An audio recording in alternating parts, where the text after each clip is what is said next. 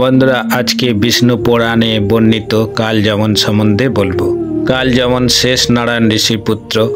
জরাসন্ধ 17 বার মথুরা নগরী আক্রমণ করেছিলেন বিশাল সৈন্য সামন্তদের নিয়ে, কিন্তু 17 বারই শ্রীকৃষ্ণ ও বলরামের কাছে হেরে গিয়েছিলেন। তিনি বুঝতে পারছিলেন না কিভাবে শ্রীকৃষ্ণ ও বলরামকে হারানো যায়। শল্যরাজ পরামর্শ দিয়েছিলেন যবনরাজ কালযামনের সঙ্গে যোগাযোগ করতে, কারণ কালযামনের পিতা শেষ নারায়ণ ঋষি শিবের কাছে সাধনা করে বর নিয়েছিলেন যে তার এমন পুত্র চাই যে কোনো অস্ত্র বা শস্ত্র দ্বারা তাকে বধ করা যাবে না, কোনো ক্ষত্রিয় তাকে মারতে পারবে না, কোনো সূর্যবংশীয় ও চন্দ্রবংশীয় রাজা মারতে পারবে না। কালযামন বিশাল পরাক্রমশালী রাজা ছিলেন। এই কথা শুনে সম্রাট জরাসন্ধ শল্যরাজের মাধ্যমে কালযামনকে চিঠিতে শ্রীকৃষ্ণের বিরুদ্ধে যুদ্ধ করার জন্য অনুরোধ করেছিলেন। কালযামন তার মতো পরাক্রমশালী রাজা খুঁজছিলেন এবং তিনি যুদ্ধের জন্য উৎসুক ছিলেন। তিনি শল্যরাজকে কথা দিয়েছিলেন শীঘ্রই মথুরা নগরী আক্রমণ করবেন।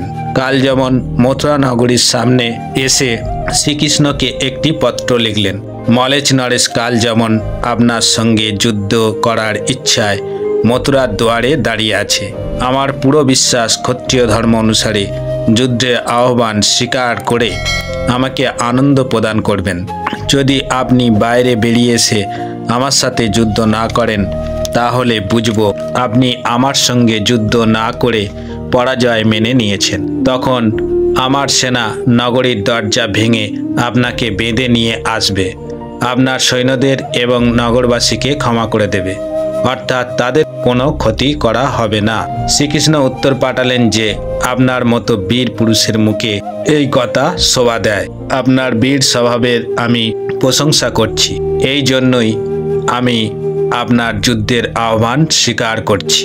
কিন্তু আমার একটা শর্ত আছে, কেবল কালযামন ও শ্রীকৃষ্ণের মধ্যে মোকাবেলা হবে, তাতে আমাদের ও আপনার সেনার কি কাজ? 2 জনের সেনাই নির্দোষ। যুদ্ধ তো হবে আপনার আর আমার মধ্যে, তাহলে নির্দোষ সৈন্যদের কেন যুদ্ধে লিপ্ত করব? যুদ্ধে প্রচুর নির্দোষ সৈন্য ফালতু হত্যা করা হবে। সবচেয়ে ভালো হবে আপনি আর আমি নিজেরা যুদ্ধ করে ফায়সাল্লা করি। কালযামন ও শ্রীকৃষ্ণ কেবল 2 জন প্রতিদ্বন্দ্বী, একাই যুদ্ধ করবে। আমি আপনাকে আশ্বস্ত করছি যে যদি আমার সঙ্গে যুদ্ধ করে হেরে যান অথবা মারা যান, তাহলে আপনার সেনাদের আমি কোনো ক্ষতি করব না। আপনার সেনাদের ক্ষমা করে আপনার রাজ্যে ফেরত পাঠিয়ে দেব। শ্রীকৃষ্ণের এই কথা কালযামনের ভালো লাগে, তার জন্য কালযামন শ্রীকৃষ্ণের খুব প্রশংসা করে। মথুরা আক্রমণের সময় সে 3 কোটি যবন সেনা এনেছিল।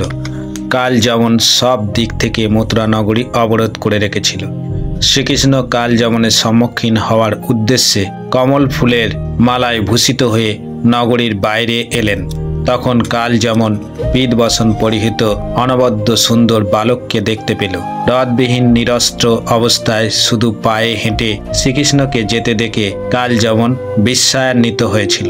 সে শ্রীকৃষ্ণের সঙ্গে মল্লযুদ্ধ করে তাকে বন্দী করতে প্রস্তুত হলো। শ্রীকৃষ্ণ দ্রুত হেঁটে এগিয়ে যেতে লাগলো আর কালযামনকে মল্লযুদ্ধের জন্য আহ্বান করতে লাগলো। তখন কালযামন শ্রীকৃষ্ণকে বন্দী করবার উদ্দেশ্যে তার পিছন পিছন ধা করল।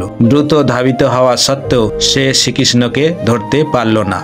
নিষ্ফল হয়ে সে তাকে অনুসরণ করে চলল। কালযামনকে পিছনে ফেলে শ্রীকৃষ্ণ অনেক দূর এগিয়ে গেলেন এবং একটি গিরি গহ্বরে প্রবেশ করলেন। কালযামন মনে করল যে শ্রীকৃষ্ণ তার সঙ্গে যুদ্ধ করতে চাইছে না, এই জন্যই সে পর্বত গুহায় আশ্রয় গ্রহণ করেছে। সে কর্কর ভাষায় তিরস্কার করতে করতে শ্রীকৃষ্ণকে ভৎসনা করে বলতে লাগলো, কৃষ্ণ শোন, আমি শুনেছি তুই যদুবংশের এক মহান বীর, অথচ দেখছি কাপুরুষের মানুষের মতো যুদ্ধ থেকে পালিয়ে যাচ্ছিস?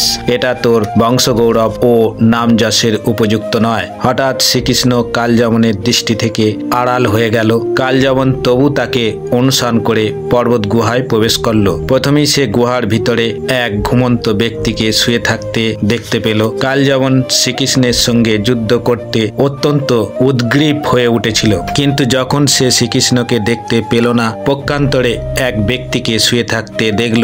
অন্ধকার গুহায় ভালো করে দেখতে পেল না ব্যক্তিটি কে। তাছাড়াও যুদ্ধের উত্তেজনায় কালযামন অন্ধ হয়ে গিয়েছিল। তখন সে ভাবল যে শ্রীকৃষ্ণই গুহার মধ্যে ঘুমিয়ে আছে, তাই ঘুমন্ত লোকটিকে শ্রীকৃষ্ণ মনে করে সে তাকে সবলে পদাঘাত করতে লাগলো।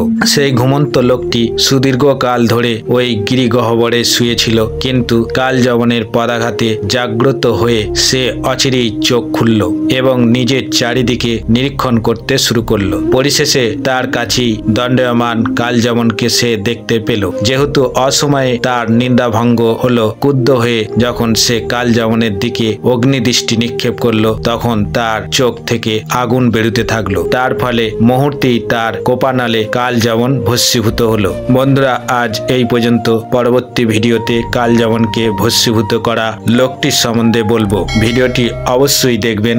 ভিডিওটি ভালো লাগলে লাইক, শেয়ার, সাবস্ক্রাইব করে রাখবেন।